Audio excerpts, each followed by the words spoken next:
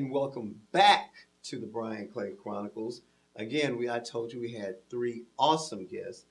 We have spoken with Councilman, now State Senator-elect Lee Harris, City Councilwoman Miss Wanda Halbert. They gave us a great explanation on the pension issue. And now we have another gentleman who I've gotten to know and I'm a big fan of, Chooch. Is it Chooch? Chooch Pickard. Right? Pickard. Yeah, Pickard. Charles is an architect here in the city. He's done a lot. Matter of fact, you've done a lot behind the scenes.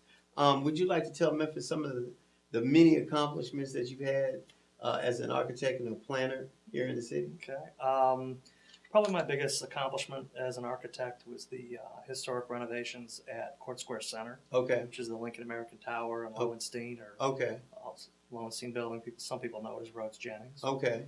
We completed those back in 2009. Wow. Okay. And then I went on to be the first executive director of the Memphis Regional Design Center. Right. And we promoted excellence in urban design and planning, and worked on the Midtown Overlay. Right.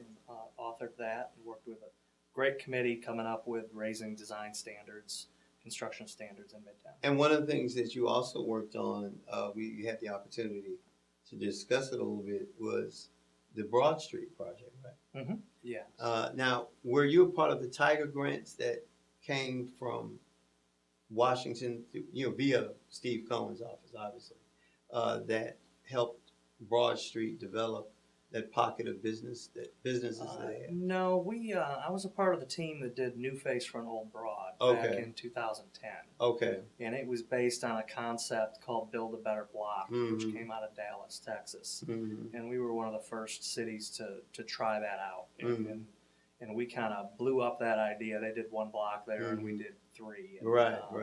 It was very successful. One of the things that I would ask you, and I've always wanted to ask a architect this question, the brewery, there's been so much said about trying to save the building. I think they had food trucks there one day, a beer festival the other. As an architect, when you have older buildings like that, they have nostalgia or some semblance of, history to it. When does it become a point of renovating a property or just saying no? And the reason why I ask you that, there are a lot of buildings downtown that I think are just dastardly to look at, but some individuals feel like they serve historic purposes. As an architect, when do you draw the line and say, you know what, this is just a bit too much? Well, I moved to Memphis because of the architecture. There was very little going on in downtown Memphis when I first moved here, and just really saw the potential. So, I believe a lot of people live in Memphis because of the culture that's here. And, right. And a big part of that is our historic architecture. One of the things that I definitely want to ask you, because there's two groups I really enjoy talking to. Those are baby doctors and architects, because they're big picture and they have big visions. What is your opinion on Memphis studying sincerely light rail? I think it is something we need to study, but I can tell you, being on the MATA board, we have a lot of other priorities we need to take care of. It is a huge ship that we're going to turn around. I'm confident we are going to turn it around. We have a great new president of MATA and a great new board. And, light rail is great. It's done some great things with cities, but you really have to plan for it. You need to plan development around it, transit-oriented development. And we're not planning in this city. Right.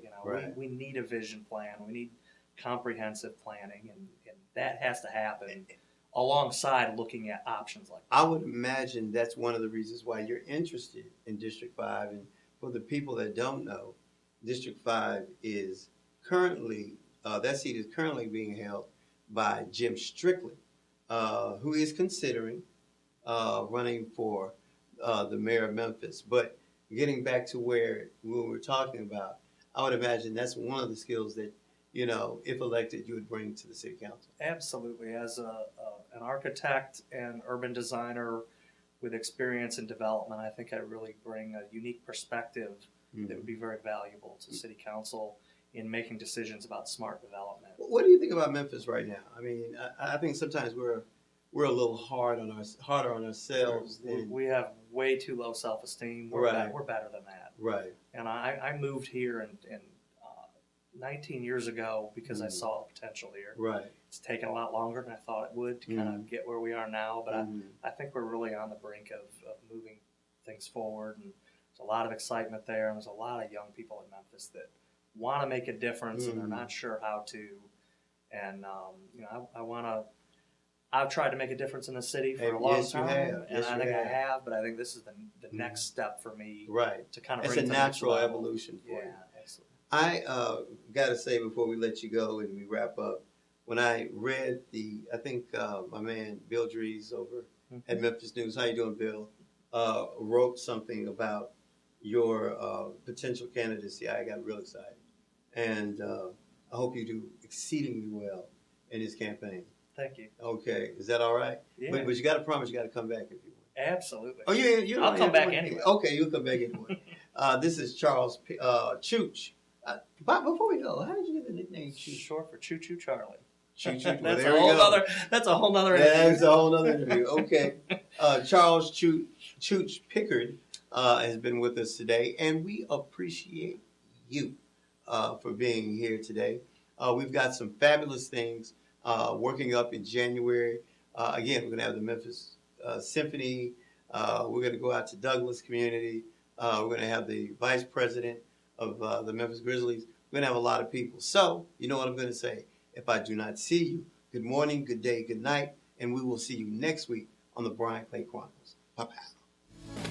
L3 Media is the Mid-South's premier videography and photography company, specializing in capturing all of life's greatest moments. Whenever you need talented and professional service for your events or business, L3 Media is the company for you. You can contact us at all of our social media sites. You can like us on Facebook, check out our website, follow us on Twitter, or always feel free to email us. We are L3 Media. Give us a call today.